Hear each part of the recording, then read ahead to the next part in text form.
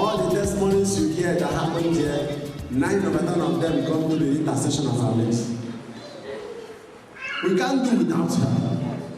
So you can't come to Austria and you have forgotten our mother there. She is secret of the miracles. Amen. Amen. Amen. Amen. Because wine is going to come again. New wine, fresh wine, better wine. Amen. Amen. You are sacked out of job where you are paid only a little Dutchman or euro. Now, this one is coming in thousands. You don't even want to tell anybody. Opportunities here and there. I thank God for sacking me from that place.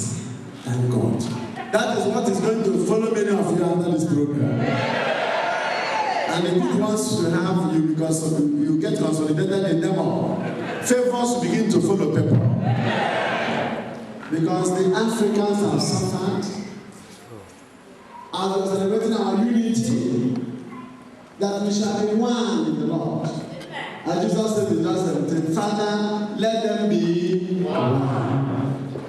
United Nigerians, Senegalians, Ghanaians, Kenyans, mention them, Libyans, Ethiopians, Cameroonians, Liberians, Ethiopians, Tanzanians, Gambians, Mauritanians, Ugandians,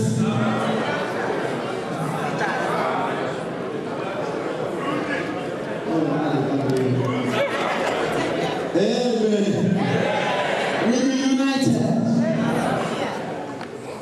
Here where we are, you help yourselves. You don't blackmail each other. You don't betray us to one another. There should be no Judas Iscariot. Once you see, if your brother goes to jail, what have you gained?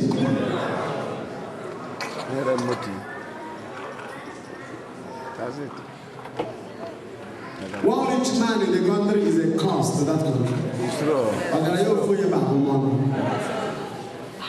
Be your brother's keepers. When Cain killed Abel, God asked him, Cain, where is your brother? He asked God back, am I my brother's keeper? You should be your brother's keepers.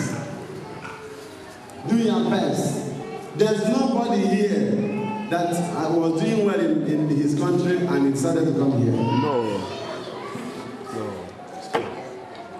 I don't know what will make me to stay in this country for more than 1 month.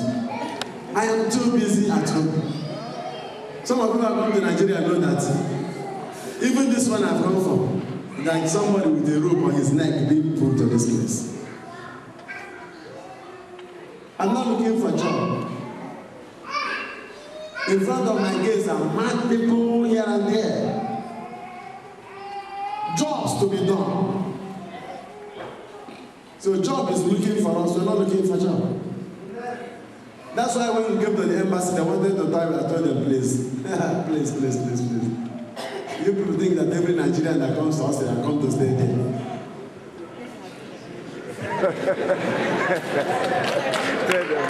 My time comes when the Austrians will be coming to stay in my permanent site. In Jesus' name. By the grace of God. Because the time of apostles is to lay our hands on. By the time we finish it, we have what we call Vision 2010, by the grace of God. We are now buying lands to build, that by 2010, God supporting us, there will be no madman on the streets of our people. Here we can build both psychiatric hospital, psychiatric home, psychiatric rehabilitation center, motherless babies home, a world standard. So in the project I'm in, that I said that this one is a bit of distraction. If Father Joe can please postpone this and any other time, Father said no, that the people will send them back in here. That even if it's one day I must come, Father, I'm too busy. Father, Please, please. So anybody you see in this Austria, any African person, is a suffer person. That person needs to be helped. Praise the living God. In Nigeria, there is no winter. In Cameroon, no winter. In Ghana, no winter. We enjoy a healthy season in Africa. Praise the Lord. But here, when winter comes,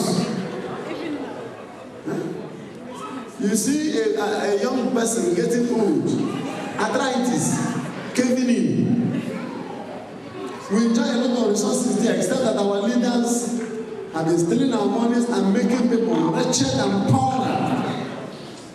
A blessed country. As you heard the last time they said they need election. You come to the electoral booth, you see no material. You will be there waiting and waiting and waiting, and they are announcing the result in the radio.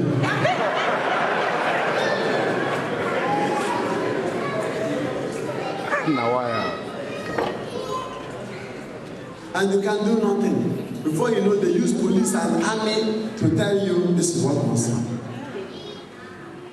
And they're helping to develop the Austrian community, German, American, Switzerland, carrying our billions and trillions to these places. And the Nigerians are suffering. And some of us who preach against such things, they say we are radicals and they will handle us. That's why you hear is that I'm being shot by the assassins. But the government will say, don't talk. Like the episode of last year, I respected Jesus. I had a dream that I was shot.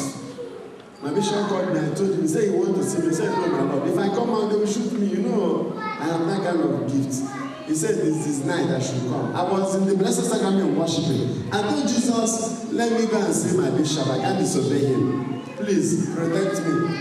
And he told me, by word of mouth, remember you have a dream. I said, yes, my Lord, but I cannot say no to the call of my Lord. Like what the Bible says in Psalm 110 verse 1. My Lord says to my Lord. I left the chapel and went to the bishop's house. After I've narrated to him what happened the week before, how my house was bombed. Because they said I'm preaching against the iniquity of the government. Fortunately and miraculously, God delivered me. It was a long story, I can't tell it. I told Bishop, let me begin to know that I had a dream again of where I was shot. But we have spread prayers of fasting and whole adoration level.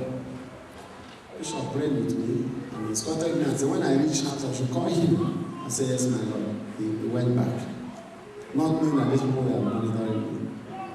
From the bishop's house, following me and cornered me to GRA environment and stopped me. 6 armed men. Stop. Don't move. That's the end of you.